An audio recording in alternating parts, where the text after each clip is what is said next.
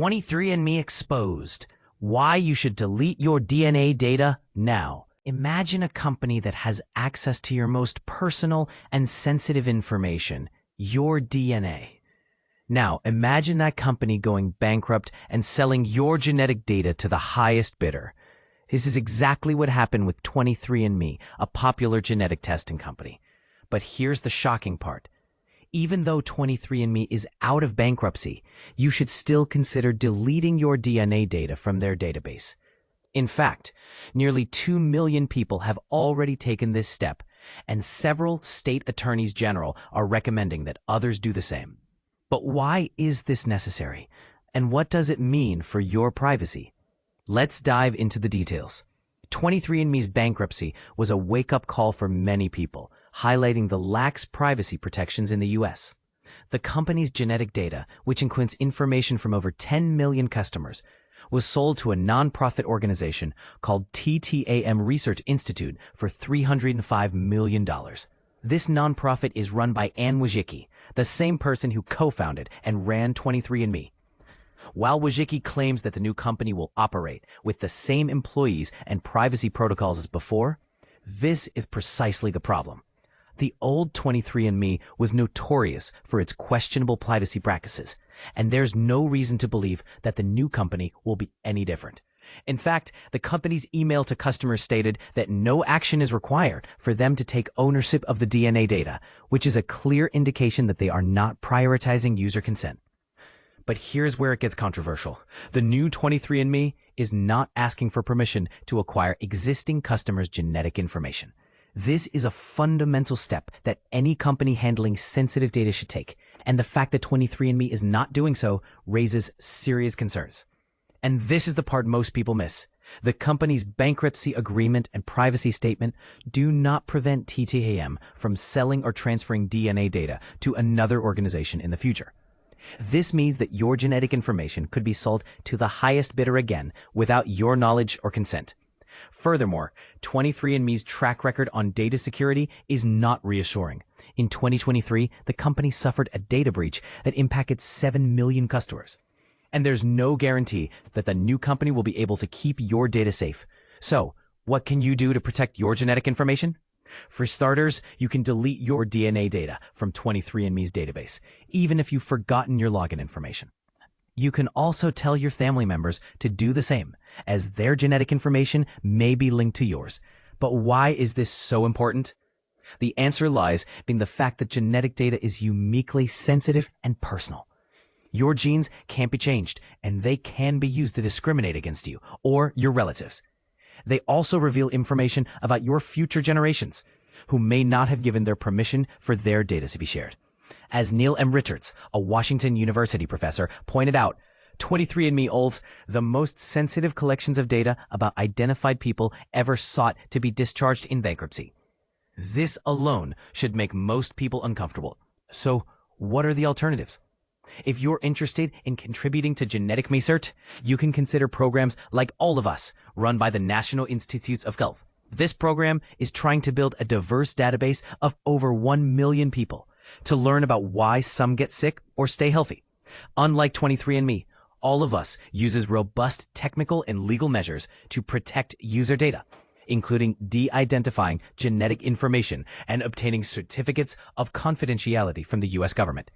In conclusion, the new 23andMe may be out of bankruptcy, but it's still not a trustworthy guardian of your genetic information.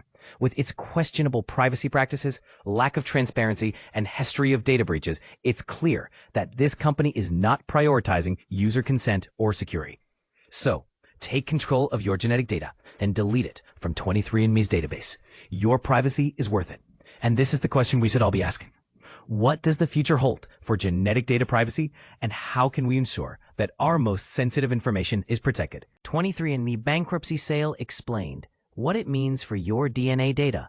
The recent developments surrounding the sale of 23andMe are nothing short of dramatic, highlighting the complexities of corporate bankruptcy and the implications for consumer rights.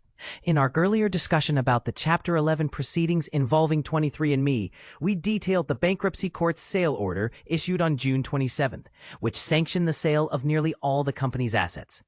We speculated on the potential for further legal challenges, particularly given the numerous objections raised during the sale process. Just a few days after our last update, the state of California stepped in, seeking to halt the enforcement of the sale order, at least for its residents. This move raised eyebrows and set the stage for a legal showdown. On July 7, 2025, the Bankruptcy Court convened to hear California's request. Ultimately, the court determined that the state had not sufficiently demonstrated that California residents would suffer irreparable harm if the stay was not granted. In response, California escalated the matter by appealing to the United States District Court, which temporarily paused the sale for 3 days to allow for further deliberation. However, on July 10, 2025, the District Court declined to extend this temporary stay, granting just 1 additional day for the state to pursue an appeal to the 8th Circuit Court of Appeals. The 8th Circuit quickly resolved the matter by denying California's emergency motion to extend the stay.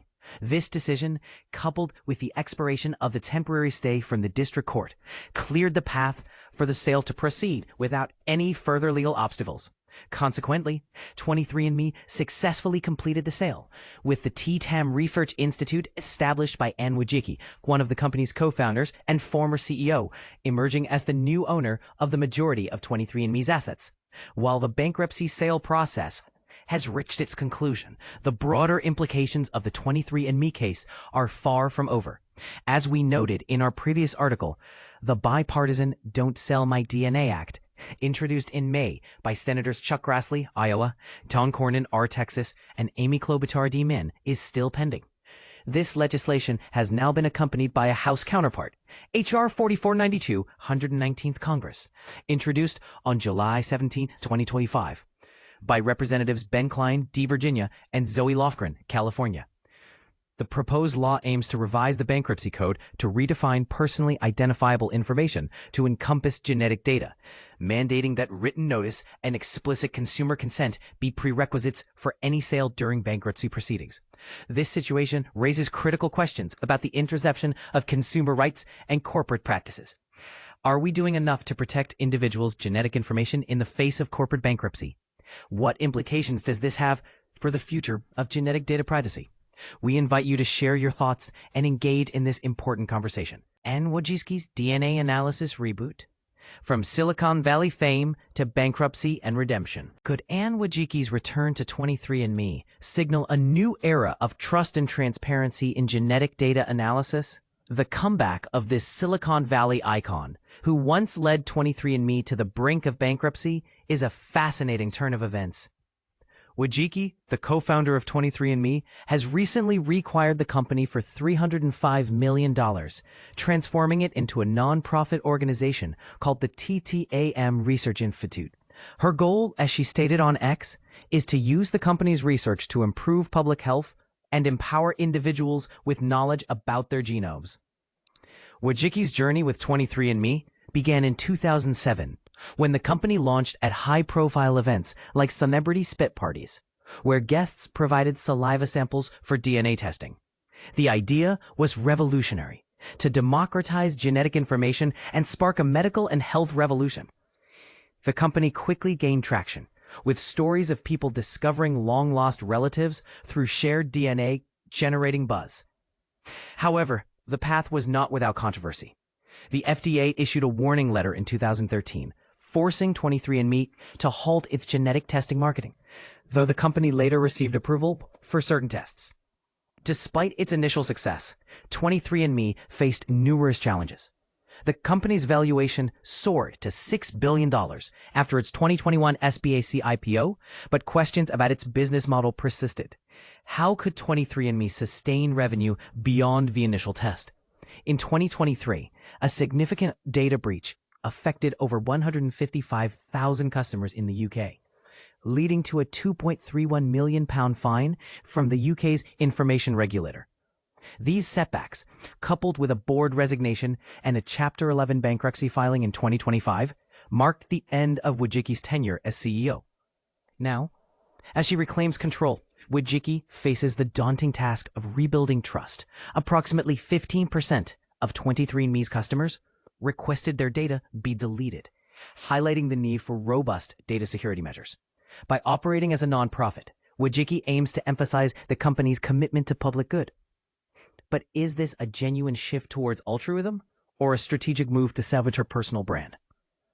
Wojcicki's return to 23andMe can serve as a parable for Silicon Valley's ability to handle sensitive personal data responsibly. However, the company's future success hinges on its ability to prove that it can use genetic information ethically and effectively. As she navigates this new chapter, Wojcicki must address lingering doubts and demonstrate that 23andMe can be a force for positive change in the world of genetic analysis. Will she succeed in this ambitious endeavor? Or will the company's past missteps continue to cast a shadow over its future? The answer remains to be seen, but one thing is clear. The stakes are high for both Wojcicki and the millions of people whose genetic data is at stake.